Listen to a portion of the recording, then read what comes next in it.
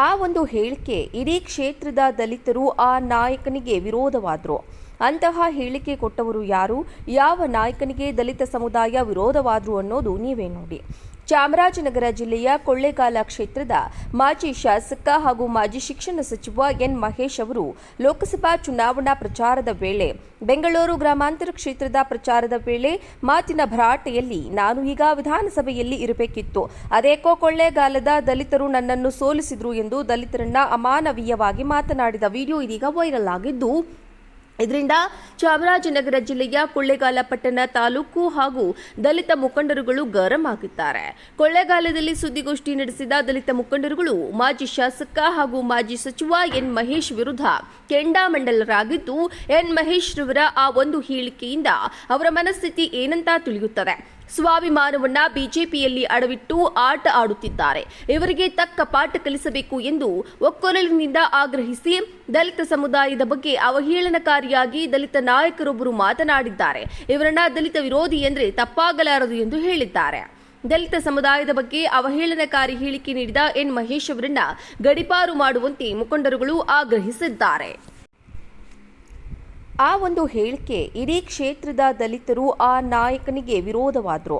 ಅಂತಹ ಹೇಳಿಕೆ ಕೊಟ್ಟವರು ಯಾರು, ಯಾವ ನಾಯಕನಿಗೆ ದಲಿತ ಸಮುದಾಯ ವಿರೋಧವಾದರು ಅನ್ನೋದು ನೀವೇ ನೋಡಿ. ಚಾಮರಾಜನಗರ ಜಿಲ್ಲೆಯ ಕೊಳ್ಳೇಗಾಲ ಕ್ಷೇತ್ರದ ಮಾಜಿ ಶಾಸಕ ಹಾಗೂ ಮಾಜಿ ಶಿಕ್ಷಣ ಸಚಿವ ಎನ್ ಮಹೇಶ್ ಅವರು ಲೋಕಸಭಾ ಚುನಾವಣಾ ಪ್ರಚಾರದ ವೇಳೆ ಬೆಂಗಳೂರು ಗ್ರಾಮಾಂತರ ಕ್ಷೇತ್ರದ ಪ್ರಚಾರದ ವೇಳೆ ಮಾತಿನ ಭರಾಟೆಯಲ್ಲಿ ನಾನು ಈಗ ವಿಧಾನಸಭೆಯಲ್ಲಿ ಇರಬೇಕಿತ್ತು, ಅದೇಕೋ ಕೊಳ್ಳೇಗಾಲದ ದಲಿತರು ನನ್ನನ್ನು ಸೋಲಿಸಿದ್ರು ಎಂದು ದಲಿತರನ್ನ ಅಮಾನವೀಯವಾಗಿ ಮಾತನಾಡಿದ ವಿಡಿಯೋ ಇದೀಗ ವೈರಲ್ ಆಗಿದ್ದು, ಇದರಿಂದ ಚಾಮರಾಜನಗರ ಜಿಲ್ಲೆಯ ಕೊಳ್ಳೇಗಾಲ ಪಟ್ಟಣ ತಾಲೂಕು ಹಾಗೂ ದಲಿತ ಮುಖಂಡರುಗಳು ಗರಂ ಆಗಿದ್ದಾರೆ.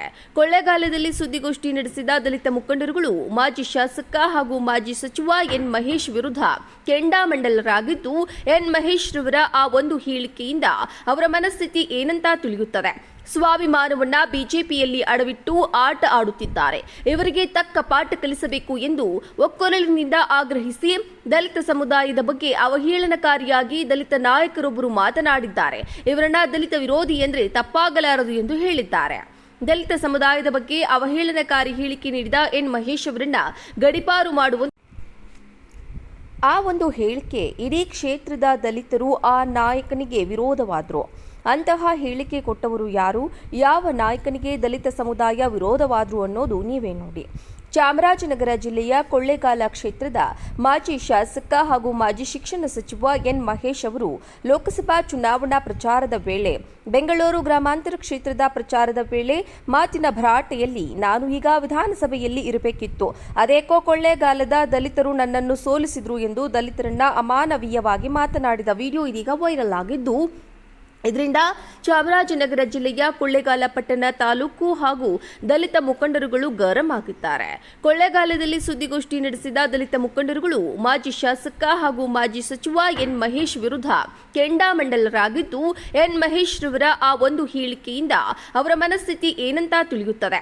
ಸ್ವಾಭಿಮಾನವನ್ನ ಬಿಜೆಪಿಯಲ್ಲಿ ಅಡವಿಟ್ಟು ಆಟ ಆಡುತ್ತಿದ್ದಾರೆ, ಇವರಿಗೆ ತಕ್ಕ ಪಾಠ ಕಲಿಸಬೇಕು ಎಂದು ಒಕ್ಕೊರಲಿನಿಂದ ಆಗ್ರಹಿಸಿ ದಲಿತ ಸಮುದಾಯದ ಬಗ್ಗೆ ಅವಹೇಳನಕಾರಿಯಾಗಿ ದಲಿತ ನಾಯಕರೊಬ್ಬರು ಮಾತನಾಡಿದ್ದಾರೆ.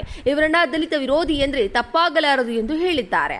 ದಲಿತ ಸಮುದಾಯದ ಬಗ್ಗೆ ಅವಹೇಳನಕಾರಿ ಹೇಳಿಕೆ ನೀಡಿದ ಎನ್ ಮಹೇಶ್ ಅವರನ್ನ ಗಡೀಪಾರು ಮಾಡುವಂತೆ ಮುಖಂಡರುಗಳು